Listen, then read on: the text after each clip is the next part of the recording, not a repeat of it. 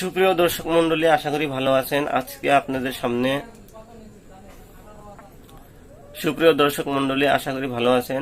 আজকে এই ভিডিওর মাধ্যমে ইতিকাফের বেসিক মাসালাগুলো আপনাদের সামনে তুলে ধরছি। আশা করি ভিডিওটি সম্পূর্ণ দেখবেন এবং আমাদের চ্যানেলটাকে সাবস্ক্রাইব করবেন। তো চলুন ভিডিও আরম্ভ করা যাক। ইতিকাফ বলা হয় আল-ইতিকাফু হুয়া লাবসু ফিল মাসজিদি মা'আস সাওমি ওয়া নিয়্যাতিহিল ইতিকাফা। ইতিকাফ বলা হয় মসজিদের ভিতরে রোজার সহিত থাকা এবং ইতিকাফের নিয়ত থাকা। থাকাটা হলো ইতিকাফের রুকুন, অর্থাৎ থাকতে হবেই, থাকা ছাড়া হবে না। আর রোজাটা হলো শর্ত, কারণ রোজাবিহীন যদি থাকেন তাহলে এই রমজান মাসের সুন্নতি যেটা ইতিকাফ, এই ইতিকাফটা আদায় হবে না। ইতিকাফ সুন্নত নাকি? ইতিকাফ মুস্তাহাব, কিন্তু সহি শুদ্ধ যেটা ওটা হলো সুন্নত।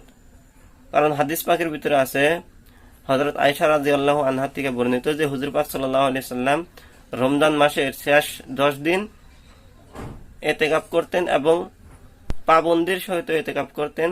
কোন রমজানে এরকম নাই যে হুজুর পাক সাল্লাল্লাহু আলাইহি সাল্লাম ইতিকাফ করেন নাই। গতিকে এটা হলো সুন্নতে মুআক্কাদা। আর মুস্তাহাব হলো যে গায়ের রমজান মাসে যেটা আপনি ইতিকাফে থাকবেন, মসজিদে ইতিকাফের নিয়ত করে থাকবেন, সেটা হবে মুস্তাহাব। এখন বিষয় হলো ইতিকাফ কিভাবে করবেন, ইতিকাফ করলে কোন কোন বস্তু করা যাবে আর কোন কোন বস্তু করা যাবে না। তো প্রথম কথাটি হলো যে ইতিকাফ করলে মসজিদ থেকে বের হওয়া যাবে না, কিন্তু যদি দরকার হয় বা প্রয়োজনীয়ভাবে বের হওয়া যাবে। প্রয়োজন বলতে যেরকম কাজায়ে হাজত আছে, অর্থাৎ পেশাব পায়খানা আছে, বা তো দুনিয়াদাবির কথা আছে, এই কথার জন্য সামান্য একটু সময়ের জন্য, প্রয়োজনীয় যেগুলো কথা আছে সামান্য একটু সময়ের জন্য বাইরে আসতে পারেন। বা তো জুমার নামাজ আছে, এটা আগের যুগে ছিল যে অনেকগুলো মসজিদ এরকম ছিল যেগুলোর ভিতরে জুমার নামাজ সহি শুদ্ধ হইতো না, অর্থাৎ জুমার নামাজের জন্য জামে মসজিদে যাওয়া প্রয়োজন ছিল, কিন্তু এখন ওইরকম নাই। ওই মশলার সাথে এখন কোনো সম্পর্ক নাই। তো এখন ইতিকাফের জন্য মসজিদে থাকতে হবে, মসজিদ থেকে বের হওয়া যাবে না, কিন্তু যেগুলো মানুষের দৈনিক প্রয়োজন সেগুলো প্রয়োজনের জন্য, মানুষের যেগুলো ফিজিক্যাল যেগুলো প্রয়োজন আছে সেগুলো প্রয়োজনের জন্য এতে মসজিদের থেকে বের হওয়া অনুমতি আছে, অতটুক সময় পর্যন্ত দরকারি কাজগুলো পুরা করার যতটুক সময় লাগে। কারণ হযরত আয়েশা রাদিয়াল্লাহু আনহা থেকে বর্ণিত একটি হাদিস আছে যে হুজুর পাক সাল্লাল্লাহু আলাইহি সাল্লাম ইতিকাফের সময় মসজিদ থেকে বের হতেন না, কিন্তু দরকারি সময়, ফিজিক্যালি দরকারের সময়, অর্থাৎ পেশাব পায়খানা বা ওযু এরকম কাজের জন্য শুধু হুজুর পাক সাল্লাল্লাহু আলাইহি সাল্লাম মসজিদ থেকে বের হতেন। এখন কথা হলো যে কোনো মুতাকিব, অর্থাৎ কেউ ইতিকাফে আছে, সে যদি দরকার ছাড়া অপ্রয়োজনীয়ভাবে যদি মসজিদ থেকে বের হয়ে যায় তাহলে তার ইতিকাফ হবে কিনা, এখানে মতানক্য আছে উলামাদের। ইমাম আবু হানিফা রাহমাতুল্লাহ আলাইহি বলছেন যে ইতিকাফ ফাসিদ হয়ে যাবে, অর্থাৎ ইতিকাফ শুদ্ধ হবে না। এবং সাহাবাইন অর্থাৎ হযরত আবু ইউসুফ এবং মুহাম্মদ রাহিমাহুমুল্লাহ কল হিসাবে ইতিকাফ সহি শুদ্ধ হয়ে যাবে। আর এটাই শুদ্ধ যদি বেশিরভাগ সময় যদি মসজিদে অতিবাহিত করে, মসজিদে যদি থাকে, অর্থাৎ অল্প সময়ের জন্য যদি বের হয়ে যায় তাহলে তার ইতিকাফ শুদ্ধ হবে।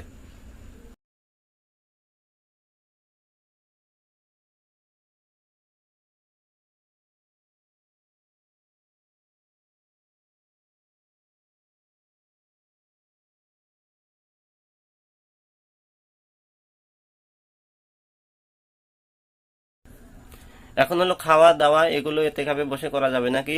এগুলো অবশ্যই ইতিকাফে বসে খাওয়া দাওয়া এগুলো করা যাবে। কারণ হাদিসে আছে যে হুজুর পাক সাল্লাল্লাহু আলাইহি সাল্লাম ইতিকাফের সময় মসজিদেই থাকতেন, মসজিদে ছিলেন হুজুর পাক সাল্লাল্লাহু আলাইহি সাল্লামের ঠিকানা। গতিকে খাওয়া দাওয়া এগুলো কাজ মসজিদে করা যাইতে পারে, এগুলো কাজের জন্য বাইরে বাড়ানো প্রয়োজন নাই। এগুলো কাজ যদি মসজিদ থেকেও যদি করে তার ইতিকাফ সহিশুদ্ধভাবে হয়ে যাবে। এখন যদি বেচা কেনা, কথা হলো যে বেচা কেনা করা যাবে কিনা, এটার ভিতরে কয়েকটি কল রয়েছে, কয়েকটি মতবাদ রয়েছে। যদি বেচা কেনার সামগ্রী যদি হাজির না করে, সামনে না রাখে, উপস্থিত না রাখে, যদি বেচা কেনা শুধু কথার মাধ্যমে যদি করে, এটা জরুরাতান দরকার হিসাবে, এটা প্রয়োজন হিসাবে করা যাইতে পারে, এতটুকু অনুমতি আছে। তাও কেউ কেউ বলেছে যে এটা মাকরুহ। হ্যাঁ, করা যাইতে পারে যদি তার বদলে যদি কোনো উপযুক্ত মানুষ যদি না থাকে, তাহলে সে আজকের জামানায় ফোনের মাধ্যমে কথাবার্তা দিয়ে কথার মাধ্যমে ক্রয় বিক্রয় করতে পারে শুধু এতেকাফের সময়। আর যদি এতেকাফে না থাকে, অর্থাৎ রমজান মাস ছাড়া যদি অন্য টাইমে বা তো এতেকাফে না রেখে যদি মসজিদের ভিতরে যদি ক্রয় বিক্রয় করে, চাহে ফোনের মাধ্যমে হোক বা তো সামগ্রী উপস্থিত রাখাই হোক বা না রেখেই হোক, তাহলে সেটা মাকরুহ হবে। কিন্তু এতেকাফের মাধ্যমে যদি রমজান মাসে যদি এতেকাফের মাধ্যমে যদি করে, তাহলে ফোনের মাধ্যমে ক্রয় বিক্রয় করা, যদি অন্য কোনো মানুষ যদি উপযুক্ত না থাকে, তাহলে এতটুকুর অনুমতি দেওয়া হয়েছে।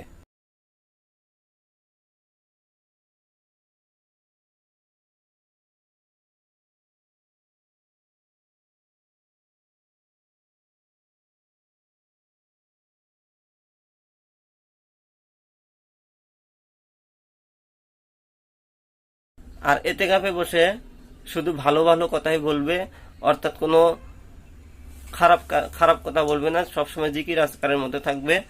এবং এরকমও করবে না যে সবসময় চুপ থাকবে, কারণ চুপ থাকার রোজাটা যেটা, এটা আমাদের শরীয়তের মধ্যে নাই। এটা আমাদের পূর্বে যে শরীয়ত ছিল, অর্থাৎ হযরত ঈসা আলাইহিস সালামের জামানায় এটা চুপ থাকাটাও রোজার মধ্যে ছিল, আমাদের শরীয়তে যেহেতু নাই, সেজন্য চুপ থাকাটাই ইতিকাফের মধ্যে মাকরুহ হবে।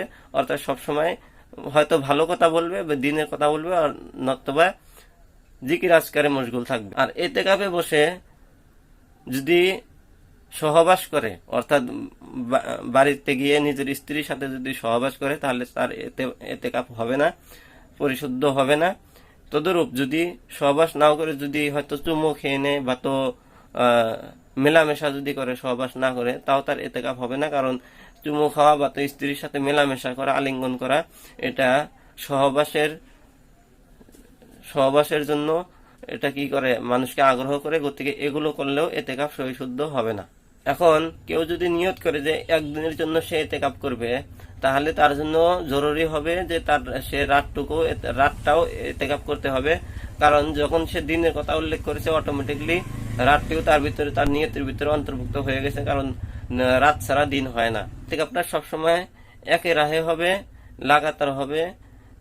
কারণ যদিও সে ইতিকাফের নিয়তের সময় যদিও সে একেবারে মানে একভাবে যদিও মুসালসাল হিসাবে যদি নিয়ত নাও করে, তাও ইতিকাফ মুসালসাল হিসাবে বা তো একভাবেই করতে হবে, একে রাহে করতে হবে।